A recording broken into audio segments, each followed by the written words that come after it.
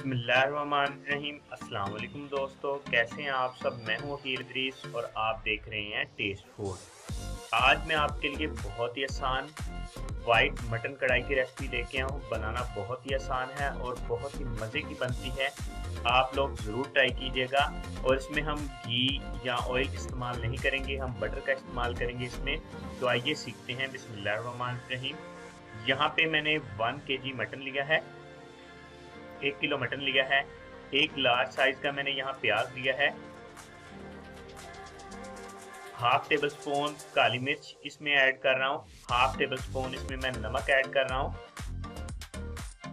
1 table spoon लहसुन का paste मैंने इसमें ऐड किया है। और पानी हम यहाँ पे 1.5 गिलास पानी इसमें ऐड करेंगे। और पानी ऐड करने के बाद प्रेशर कुकर को बंद कर देंगे। इसे अच्छे तरीके से मिक्स कर लेंगे और तकरीबन 12 से 14 मिनट इसे कुकर के अंदर पकाएंगे।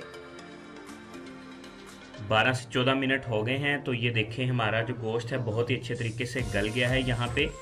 अब इसमें जो पानी है इसको ड्राई कर लेंगे। यहाँ पे एक बड़ी इलायची और एक दालचीनी का टुकड़ा इसमें ऐड किया है। 3 से 4 हरी मिर्च और एक मैंने लार्ज साइज का टमाटर ऐड किया और इसे अच्छे तरीके से मिक्स कर लेंगे। और टमाटर का पानी भी इसके साथ ही हम ड्राई कर लेंगे। यहाँ पे मैंने मक्खन लिया है, तकरीबन 50 ग्राम इसके अंदर मैं मक्खन ऐड कर रहा हूँ। और इसको अच्छे तरीके से मक्खन को ऐड करने के बाद इसे 2 से 3 मिनट अच्छे तरीके से भून लेंगे गोश्त को।